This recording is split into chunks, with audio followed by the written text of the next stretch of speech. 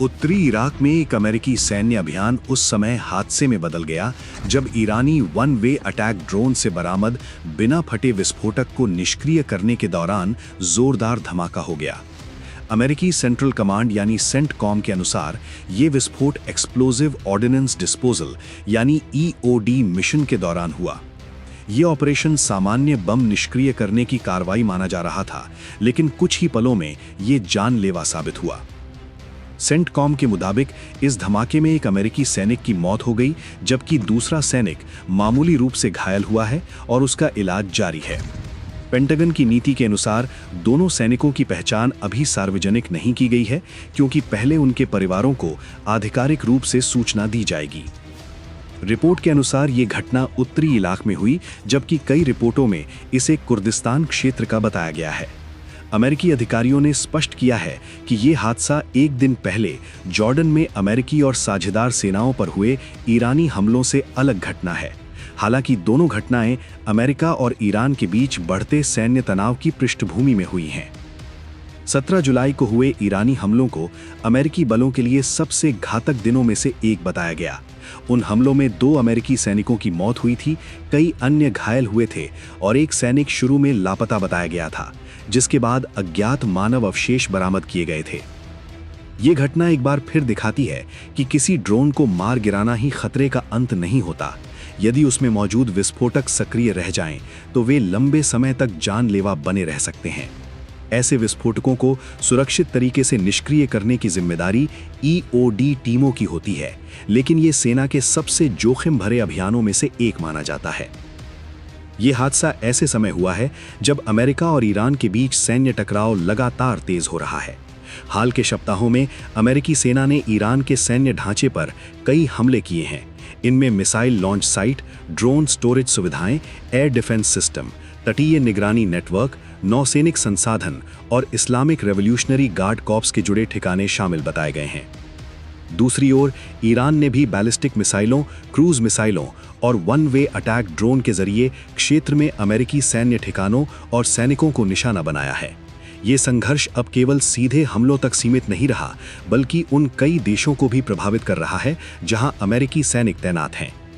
CENTCOM ने सुरक्षा कारणों का हवाला देते हुए न तो ऑपरेशन की सटीक लोकेशन बताई है और न ही उस ईरानी ड्रोन की पहचान सार्वजनिक की है। अमेरिकी सेना ने घटना की जांच शुरू कर दी है। इस बीच क्षेत्र में सैन्य अभियान जारी हैं और अमेरिका ईरान के बीच बढ़ता तनाव फिलहाल थमता नजर नहीं आ रहा। उत्तरी इराक में हुआ यह हादसा केवल एक सैन्य दुर्घटना नहीं, बल्कि ये याद दिलाता है कि युद्ध खत्म होने के बाद भी उसके खतरे लंबे समय तक बने रहते हैं। अब इस घटना की जांच जारी है और पूरी दुनिया की नजर अमेरिका ईरान के बढ़ते टकराव पर टिकी हुई है।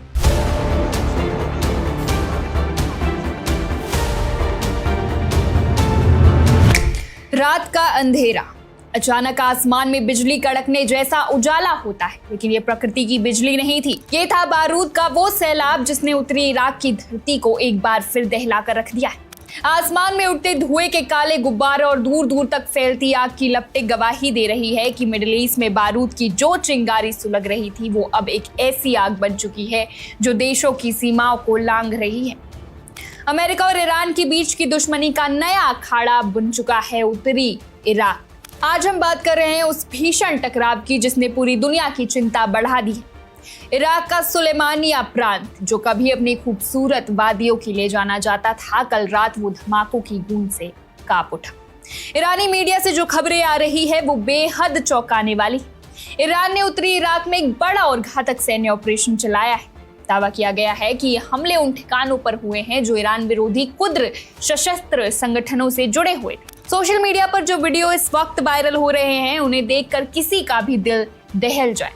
रात के सन्नाटे को चीरते हुए एक के बाद एक कई मिसाइलें और ड्रोन आकर गिरते हैं और देखते ही देखते पूरा इलाका आग के शोलों में तब्दील हो जाता है। ईरान के सरकारी मीडिया का कहना है कि ये कोई मामूली हमला नहीं था। इस पूरी कार्रवाई में उन गोला बारूद के डिपो और सैन्य ठिकानों को निशाना बनाया गया है जिनका इस्तेमाल कथित तौर पर ईरान विरोधी अलगाववादी संगठन कर रहे थे। इस हमले की भयावहता का अंदाजा आप इस बात से लगाइए कि जब पहला धमाका हुआ तो कहानी वही खत्म नहीं हुई। हथियारों के इन भंडारों पर हमले के बाद लगातार सेकेंडरी ब्लास्ट यानी एक के बाद एक कई विस्फोट होते रहे। शुरुआती हमले के काफी देर बाद एक पूरा इलाका गोलियों और बारूद की आवाजों से गूंजता रहा, मानो कोई बड़ा युद्ध छिड़ गया। लेकिन कहानी सिर्फ कुद्र संगठनों तक सीमित नहीं है, बात इससे कई ज्यादा गंभीर है। ये ताजा सैन्य कार्रवाई ऐसे समय में हुई है जब अमेरिका और ईरान के बीच का तनाव चरम पर है। ईरानी मीडिया ने एक और बड़ा दावा किया है। उनका कहना है कि उनके हमलावर ड्रोन्स ने इराक के कुर्दिस्तान क्षेत्र के एरबिल में मौजूद एक अमेरिकी सैन्य ठिकाने को भी निशाना बनाया है। खबरों की माने तो अमेरिकी बेस के आसपास बेहद जोरदार धमाके सुने गए। स्थिति इतनी संवेदनशील हो गई कि आने वाले खतरों को रोकने के लिए अमेरिका के अत्याधुनिक पैट्रियट एयर डिफेंस सिस्टम को तुरंत एक्टिव करना पड़ा। हालांकि अमेरिकी सेना ने अभी तक इन दावों की आधिकारिक पुष्टि नहीं की है, लेकिन एयरबिल के आसमान में बढ़ता तनाव साफ महसूस किया जा सकता है। अब आपके मन में सवाल उठ रहा होगा कि आखिर ईरान बार बार उत्तरी इराक पर हमले क्यों करता है? तो चलिए इसे थोड़ा आसान भाषा में समझते हैं। दरअसल तेहरान यानी कि ईरान की राजधानी लंबे समय से उत्तरी इराक में मौजूद कुर्द विपक्षी संगठनों पर आरोप लगाता है कि वो उसकी सीमा के पार जाकर हमले करते हैं और उन्हें विदेशी ताकतों का समर्थन हासिल है। ईरान ने कई बार Kurdistan democratic party of Iran यानी कि KDPI को माला और PJAK जैसे संगठनों को अपनी राष्ट्रीय सुरक्षा के लिए सबसे बड़ा खतरा बताया है। दूसरी तरफ जो वहां की स्थानीय सरकार है यानी कुर्दिस्तान रीजनल गवर्नमेंट, वो हमेशा से ईरान के इन आरोपों को खारिज करती आई है। उनका कहना है कि वो अपनी जमीन का इस्तेमाल किसी भी पड़ोसी देश के खिलाफ नहीं होने देते। उन्होंने कई बार अंतर्राष्ट्रीय मंचों पर इराक की संप्रभुता और सीमाओं का सम्मान करने की अपील भी की, लेकिन इन अपीलों का असर जमीन पर होता दिखाई नहीं दे रहा। पिछले कई महीनों से ईरान लगातार इस इलाके में ड्रोन और मिसाइलें बरसा रहा है। कई बार युद्ध विराम की कोशिशें भी हुई, लेकिन नतीजा वही, ढाक की तीन पात। सीमा पार ये सैन्य कार्रवाइयां लगातार जारी है। सुरक्षा मामलों के एक्सपर्ट्स का मानना है कि ये स्थिति बेहद खतरनाक मोड़ पर पहुंच चुकी है। अमेरिका और ईरान की ये जंग अब सिर्फ उनके अपने देशों तक सीमित नहीं रही। गल्फ रीजन, सीरिया और अब उत्तरी इराक, ये सभी इलाके इस फैलते हुए क्षेत्रीय संघर्ष की चपेट में आ चुके हैं। एक्सपर्ट्स चेतावनी दे रहे हैं कि हर नया सीमा पार हमला एक गलत आकलन या मिसकैलकुलेशन को जन्म दे सकता है। यानी एक छोटी सी गलती, एक गलत निशाना पूरी दुनिया को एक बड़े और विनाशकारी युद्ध की आग में झोंक सकता है। यही वजह है कि इराक के जितने भी पड़ोसी देश हैं, वो डर के साए में उन पर अपने एयर डिफेंस सिस्टम को मजबूत करने और अपने इंपॉर्टेंट इंफ्रास्ट्रक्चर को बचाने का भारी दबाव। इस पूरी जंग में सबसे ज्यादा कोई पिस रहा है तो वो है इराक। इराक आज दो बड़ी महाशक्ति और प्रतिस्पर्धी क्षेत्रों ताकतों के बीच में फंसा हुआ है। वो एक बेबस देश नजर आ रहा है। बगदाद में बैठी इराक की केंद्रीय सरकार लगातार दोनों पक्षों से संयम बनाने की अपील कर रही है, लेकिन हकीकत ये है कि बाहरी देशों द्वारा की जा रही ये सैन्य कार्रवाइयां इराक की संप्रभुता की धज्जियां उड़ा रही। इराक के लिए अपने देश के नागरिकों की रक्षा करना एक बहुत बड़ी चुनौती बन गई है। फिलहाल उत्तरी इराक से आ रही ये तस्वीरें और धमाकों की गूंज एक बात पूरी तरह साफ कर रही है। ये संघर्ष अब किसी एक मोर्चे या एक देश तक सीमित नहीं रहा। ये धीरे धीरे पूरे मिडिल ईस्ट को अपनी आगोश में लेता जा रहा है। जांच अभी जारी है, नुकसान का आधिकारिक आंकड़ा आना बाकी है और दुनिया सांसें थाम कर देख रही है कि क्या अमेरिका या कुर्द संगठन इसका कोई पलटवार करेंगे। लेकिन सबसे बड़ा और डराने वाला सवाल आज भी यही है कि अगर इस बारूद की लपटों को वक्त रहते नहीं रोका गया तो क्या दुनिया बहुत जल्द एक ऐसे तीसरे विश्व युद्ध या एक बड़े क्षेत्रीय युद्ध का गवाह बनने जा रही है जिसे पीछे हटने का रास्ता किसी के पास भी नहीं होगा। क्या वेस्ट एशिया में एक ऐसा जियोपॉलिटिकल टर्न आ चुका है जिसे हम पॉइंट ऑफ नो रिटर्न कह सकते हैं? अमेरिका के सबसे पुराने और सबसे भरोसेमंद अरब एलाइज में से एक जॉर्डन ने यूएस की पीठ में चाकू घोंप दिया है। और क्या पाकिस्तान, जो अभी पिछले महीने ही एक पीस डील को ब्रोकर करवाने वाला महान देश बनने की कोशिश कर रहा था, उसकी सारी कोशिशें मिट्टी में मिल चुकी हैं। आज वेस्ट एशिया से जो खबर आ रही है वो किसी ग्लोबल थ्रिलर स्क्रिप्ट से कम नहीं है। ईरान की इस्लामिक रेवोल्यूशनरी गार्ड कॉर्प्स यानी IRGC ने एक ऐसा बॉम्ब शेल दावा किया है जिसने वॉशिंगटन से लेकर अम्मान तक सबके होश उड़ा दिए हैं।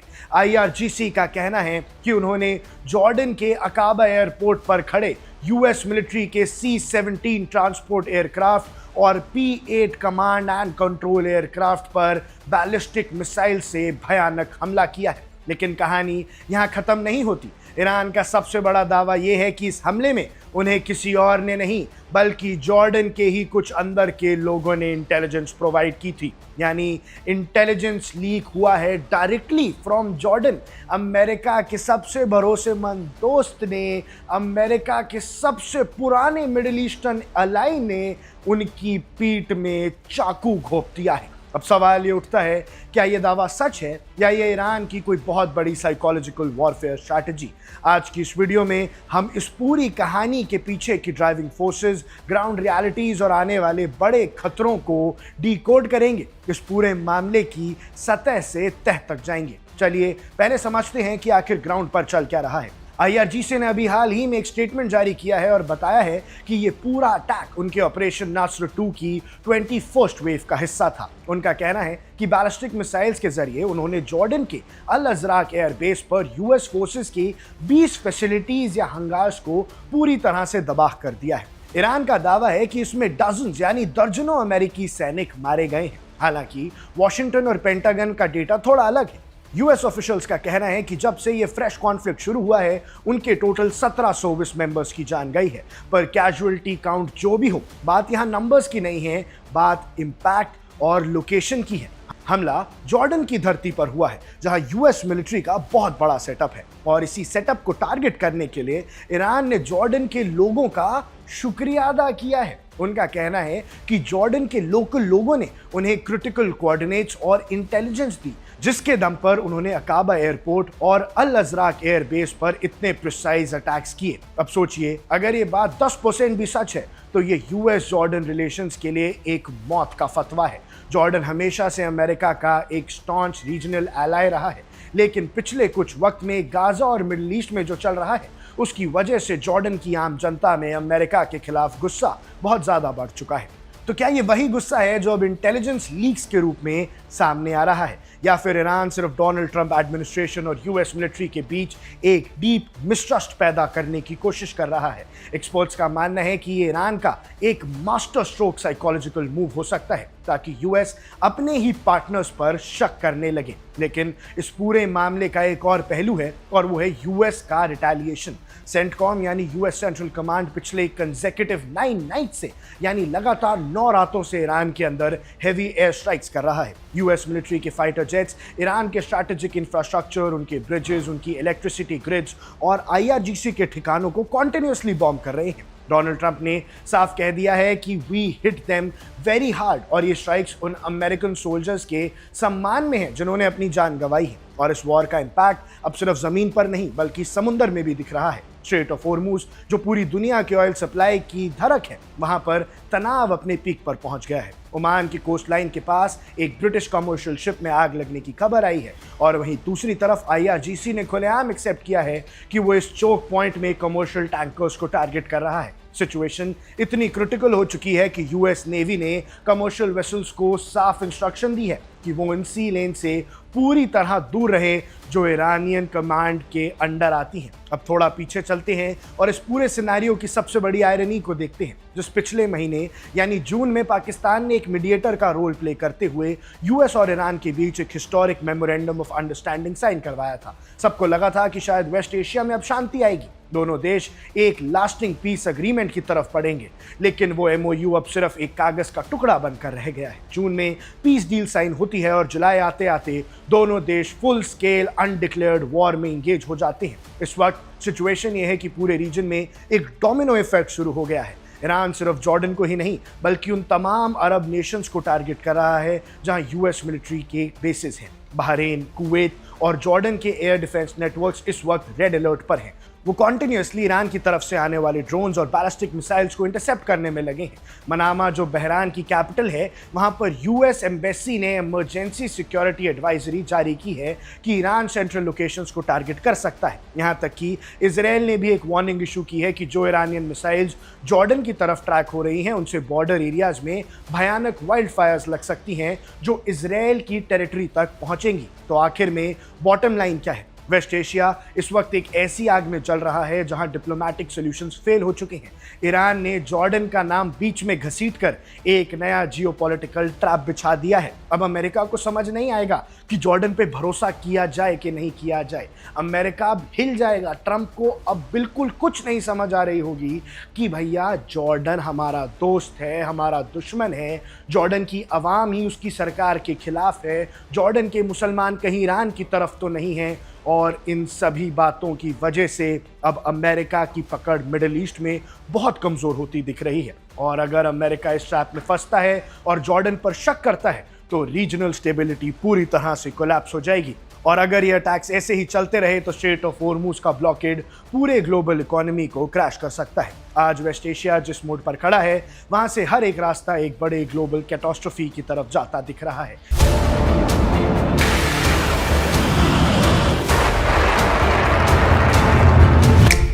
ध्यान से सुनिए इन धमाकों को, क्योंकि ये आवाज सिर्फ मिसाइलों की नहीं बल्कि तीसरे विश्व युद्ध के दस्तक की है। मिडिल ईस्ट से इस वक्त की वो सबसे भयानक और दहला देने वाली खबर आ रही है जिसने पूरी दुनिया के होश उड़ा दिए। पेंटागन से लेकर तेहरान तक वॉर रूम्स एक्टिव हो चुके हैं। पिछले 7 रातों से आसमान से बारूद बरस रहा था, लेकिन गुरुवार की आधी रात को कुछ ऐसा हुआ जिसने पूरी बाजी ही पलट दी। जंग की आग में अब एक नया देश झुलस चुका है और वो नया फ्लैश पॉइंट है जॉर्डन। जी हाँ, ईरान की घातक मिसाइलों ने जॉर्डन की धरती पर बने अमेरिकी मिलिट्री बेसों को सीधे टारगेट किया है। अमेरिकी सैनिक लहूलुहान हो चुके हैं। मिडिल ईस्ट का आसमान मिसाइल इंटरसेप्टर्स की रोशनी से लाल है और दुनिया एक ऐसे विनाशकारी मोड़ पर खड़ी है जहां से वापसी का कोई रास्ता नहीं है। तो आखिर गुरुवार की रात से शुक्रवार की सुबह तक जॉर्डन में क्या कयामत आई? अमेरिकी मीडिया की रिपोर्ट्स में जो दावा किया गया है उसने अमेरिकी सैन्य रणनीतिकारों की नींदें उड़ा दी। अधिकारियों के हवाले से खबर है कि जॉर्डन में मौजूद 2 बेहद संवेदनशील और बेहद महत्वपूर्ण अमेरिकी एयरबेसों पर ईरान की मिसाइलें आकर गिरी। पहला निशाना था मुवफ्फक अल साल्ती एयरबेस और दूसरा निशाना बना किंग फैजल एयरबेस। सैन्य मामलों की जानकार जानते हैं कि ये दोनों एयरबेस कोई आम ठिकाने नहीं है। ये मिडिल ईस्ट में अमेरिकी एयर ऑपरेशंस के सबसे बड़े गढ़ है। खबरों के मुताबिक इस हमले में कई अमेरिकी सैनिक घायल हुए। हालांकि वॉशिंगटन ने अभी तक ये साफ नहीं किया है कि ये घायल सैनिकों की हालत कितनी गंभीर है। और राहत की बात यह है कि किसी की मौत की पुष्टि भी नहीं हुई। हालांकि अमेरिकी सेंट्रल कमांड सेंटकॉम और जॉर्डन सरकार इस पर आधिकारिक मोहर लगाने से बच रहे, लेकिन ओपन सोर्स एनालिस्ट ने सैटेलाइट तस्वीरों और आग के निशानों से साबित कर दिया है कि दोनों सैन्य अड्डों पर धमाके बेहद भीषण थे। इस बात की गंभीरता को समझिए, ये कोई अचानक हुआ हमला नहीं है।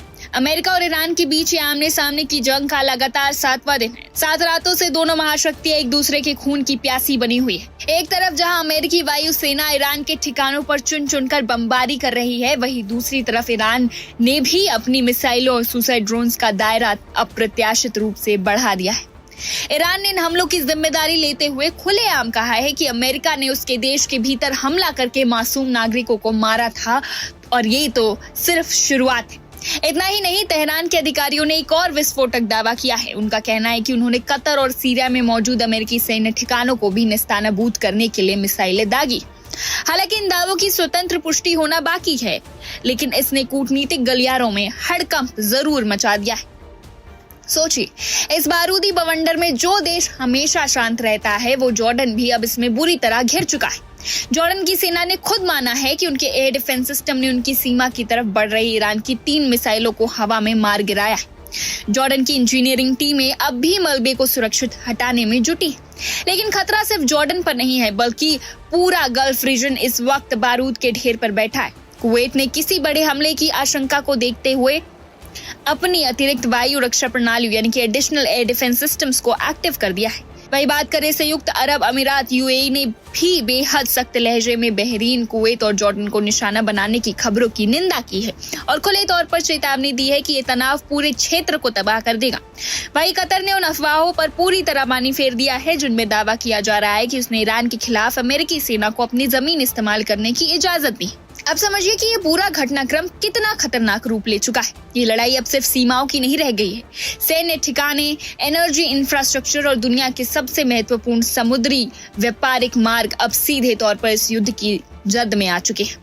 वॉशिंगटन के लिए अपने घायल सैनिकों की खबर किसी झटके से कम नहीं है। अमेरिकी राष्ट्रपति और सैन्य जनरलों पर अब एक ऐसा जवाबी हमला करने का दबाव है जो ईरान को घुटनों पर ला सके। लेकिन दूसरी तरफ अमेरिका का सबसे वफादार दोस्त जॉर्डन चाहकर भी इस युद्ध से खुद को अलग नहीं रख पा रहा है। दुनिया के तमाम राजनयिक शांति समझौते और कूटनीतिक प्रयास पूरी तरह फेल हो चुके हैं। यहाँ ईंट का जवाब पत्थर से नहीं बल्कि मिसाइल का जवाब मिसाइल से दिया जा रहा है। तस्वीरें बिल्कुल साफ है, आसमान में बारूद है, जमीन पर घायल सैनिक है और समंदर में जंग की तैयारी। अमेरिका और ईरान के बीच का ये टकराव अब उस मुकाम पर पहुंच गया है जहां से आगे सिर्फ और सिर्फ बर्बादी की खाई है। अब सबसे बड़ा सवाल ये नहीं है कि शांति कब हुई, बल्कि सवाल ये है कि क्या आने वाले कुछ घंटों में वॉशिंगटन से ईरान पर किसी बड़े और सीधे हमले का आदेश छूटने वाला है, और अगर ऐसा हुआ तो क्या मिडिल ईस्ट के नक्शे से कई देशों का नामो निशान मिट जाएगा। अमेरिका और ईरान के बीच जारी सैन्य संघर्ष अब एक ऐसे मोड़ पर पहुंचता दिखाई दे रहा है जहां हर नया हमला पूरे मध्य पूर्व को बड़े युद्ध की ओर धकेल सकता है। इस बार सबसे बड़ी खबर जॉर्डन से आई है, जहां अमेरिकी सेना ने युद्ध की शुरुआत के बाद पहली बार ईरानी हमले में अपने सैनिकों के मारे जाने की पुष्टि की है। अमेरिकी सेना के अनुसार जॉर्डन में स्थित एक सैन्य अड्डे पर ड्रोन और मिसाइलों से हमला किया गया। इस हमले में 2 अमेरिकी सैनिकों की मौत हो गई, जबकि एक सैनिक अब भी लापता बताया जा रहा है। इसके अलावा 4 अन्य सैनिक घायल हुए हैं, जिन्हें इलाज के लिए सुरक्षित स्थान पर पहुंचाया गया है। फिलहाल मारे गए सैनिकों की पहचान सार्वजनिक नहीं की गई है। अब अमेरिकी अधिकारियों का कहना है कि यह हमला युद्ध के शुरुआती दिनों के बाद पहली ऐसी घटना है जिसमें ईरान की प्रत्यक्ष सैन्य कार्रवाई में अमेरिकी सैनिकों की जान गई है। यही वजह है कि इस हमले को संघर्ष का बहुत बड़ा और खतरनाक मोड़ माना जा रहा है। अमेरिकी रक्षा विभाग के आंकड़ों के मुताबिक इस युद्ध की शुरुआत से अब तक 16 अमेरिकी सैनिकों की मौत हो चुकी है, जबकि 430 से अधिक सैनिक घायल हुए हैं। अमेरिकी सेना का कहना है कि मध्य पूर्व में तैनात उसके जवान लगातार बढ़ते खतरे का सामना कर रहे हैं। इसी बीच ईरान की ओर से भी तीखी प्रतिक्रिया सामने आई है। ईरानी सरकारी मीडिया के अनुसार मुश्तबा खामेनी ने अमेरिका को कड़ी चेतावनी देते हुए कहा कि यदि ईरान के खिलाफ सैन्य अभियान जारी रहा तो अमेरिका को ऐसे सबक मिलेंगे जिन्हें वो कभी भूल नहीं पाएगा। उधर ईरान के उप विदेश मंत्री काज़ेम गरीबाबादी ने आरोप लगाया कि अमेरिका ने हाल ही में हुए अंतरिम समझौते का उल्लंघन किया है। उन्होंने घोषणा की कि तेहरान अब उस समझौते के तहत अपनी प्रतिबद्धताओं को लागू नहीं करेगा। इससे पहले दोनों देशों के बीच तनाव कम करने की जो सीमित कोशिशें चल रही थीं, उन पर भी गंभीर संकट मंडराने लगा है। संघर्ष अब केवल जॉर्डन तक सीमित नहीं रहा है। कुवैत ने भी दावा किया है कि ईरानी हमलों में एक पानी शुद्धिकरण यानी कि डिसैलिनेशन प्लांट और तेल सुविधा को नुकसान पहुंचाया है। कई जगह आग लग गई, जिसे बुझाने के दौरान दमकल कर्मी और कर्मचारी भी घायल हुए। मिसाइल खतरे को देखते हुए कुवैत ने कुछ समय के लिए अपना हवाई क्षेत्र फिर से बंद कर दिया है, जिससे कई उड़ानों का संचालन प्रभावित हुआ है। वहीं इराक के इरबिल शहर के ऊपर कई हमलावर ड्रोन को मार गिराने का दावा किया गया है। जॉर्डन ने भी कहा है कि उसकी वायु रक्षा प्रणाली ने कई ईरानी मिसाइलों को हवा में ही नष्ट कर दिया है। इसके अलावा बहरीन और सऊदी अरब ने भी संभावित हमलों को देखते हुए आपातकालीन चेतावनी प्रणाली सक्रिय कर दी है। खाड़ी सहयोग परिषद यानी कि GGC ने इन हमलों की कड़ी निंदा की है।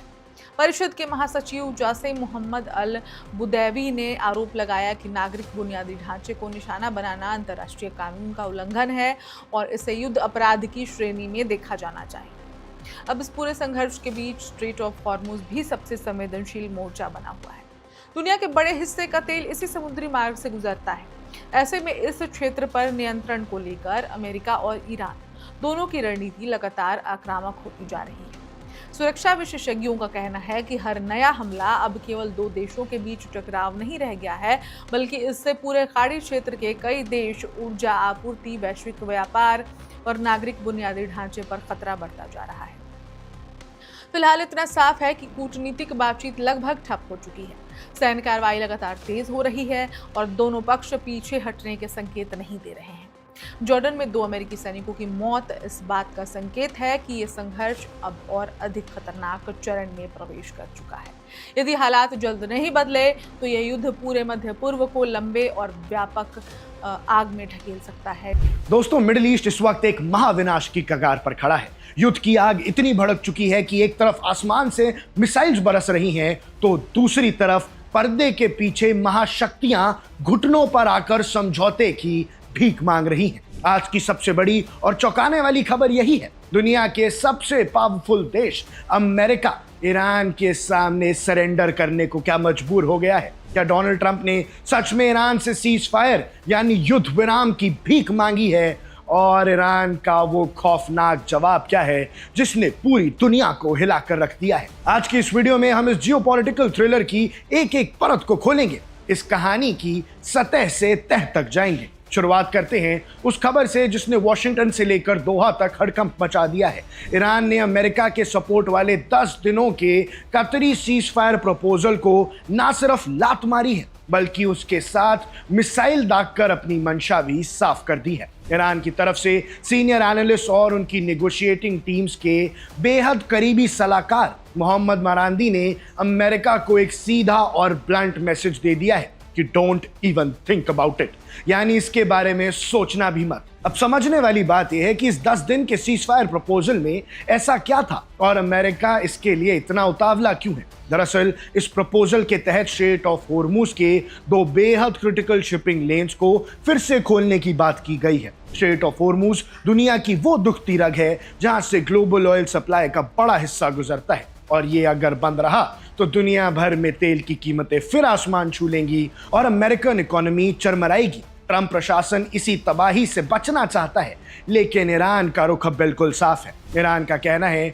कि उनके सुप्रीम लीडर अयतोला खामिनी का बदला अभी पूरा नहीं हुआ है। ये वो बदला है जो 17 जुलाई को जॉर्डन में हुए हमले के बाद से फिर शुरू हुआ है। तनाव इस कदर बढ़ चुका है कि एक तरफ US secretary of state Marco Rubio बयान दे रहे हैं कि वॉशिंगटन अब भी तेहरान के साथ एक डिप्लोमैटिक सॉल्यूशन यानी कूटनीतिक रास्ते के लिए तैयार है, लेकिन दूसरी तरफ अमेरिका की ये तथाकथित ओपननेस जमीन पर नहीं दिख रही। अमेरिका लगातार ईरान पर एयर स्ट्राइक्स कर रहा है और ईरान जो बदला ले रहा है उससे कांप उठा है पूरा यूएस। खुद राष्ट्रपति डोनाल्ड ट्रंप ने मीडिया के सामने आकर हुकार भरी है कि अमेरिका सेना ईरान को वेरी हार्ड यानी बहुत बुरी तरह से हिट कर रही है और ट्रंप का कहना है कि ये हमले उन अमेरिकन सैनिकों के सम्मान में किए जा रहे हैं जो 17 जुलाई को जॉर्डन में ईरानी हमले के दौरान मारे गए थे। लेकिन भैया अब इन नए हमलों के बाद चलो कम से कम यूएस ने ये तो माना कि हमारे सैनिक मर रहे हैं और ईरान जो मिसाइल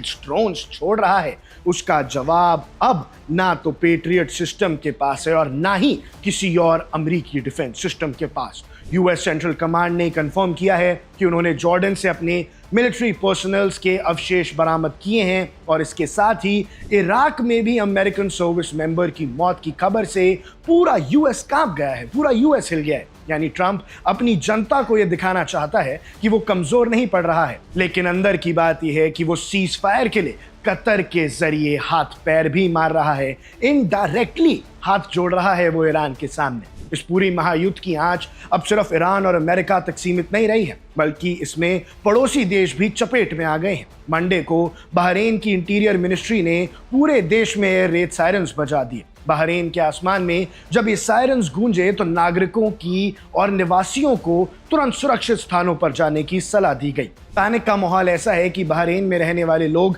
सहमे हुए हैं। बहरीन क्यों टारगेट पर है? क्योंकि बहरीन में अमेरिका के सबसे महत्वपूर्ण यूएस 5th फ्लीट का बेस है। बहरीन और कुवैत जैसे देश जो अमेरिकन मिलिट्री इंस्टॉलेशंस को होस्ट करते हैं वो इस वक्त ईरान के सीधे निशाने पर हैं। अमेरिका और ईरान के बीच इस महीने की शुरुआत में एक सीज फायर और मेमोरेंडम ऑफ अंडरस्टैंडिंग साइन हुआ था, लेकिन वो समझौता पूरी तरह से टूट चुका है और इन खाड़ी देशों को भुगतना पड़ रहा है। मनामा में मौजूद अमेरिकन एम्बेसी ने तो बाकायदा इंटेलिजेंस इनपुट जारी किया है कि ईरान सेंट्रल मनामा में किसी भी वक्त बड़ा हमला कर सकता है। तो कहानी का लबुलाब ये है दोस्तों कि एक तरफ डोनाल्ड ट्रंप मीडिया के सामने आकर अपनी ताकत की नुमाइश कर रहे हैं, भारी भरकम हमलों का दावा कर रहे हैं, वहीं दूसरी तरफ चैनल डिप्लोमेसी के जरिए कतर को आगे करके ईरान से मिसाइल रोकने की गुहार लगा रहे हैं, ईरान से युद्ध विराम के लिए हाथ पैर जोड़ रहे हैं। लेकिन ईरान की इस्लामिक रेवोल्यूशनरी गार्ड कॉर्प्स इस वक्त किसी समझौते के मूड में नहीं दिख रही है। उनके पास अपर हैंड है और वो उसे बरकरार रखना चाहती है। उन्होंने साफ कर दिया है कि अमेरिका के इस प्रपोजल की जगह सिर्फ कूड़ेदान में है। अब देखना यह होगा कि क्या अमेरिका इस बेइज्जती का बदला लेने के लिए ईरान के खिलाफ फुल स्केल वॉर डिक्लेयर कर देगा या फिर स्ट्रेट ऑफ हॉर्मुज के बंद होने के डर से ट्रंप को अब और झुकना पड़ेगा, यूएस को अब और बेइज्जत होना पड़ेगा। मिडिल ईस्ट के इस चक्रव्यूह में अगला कदम किसका होगा? Subscribe to One India and never miss an update. Download the One India app now.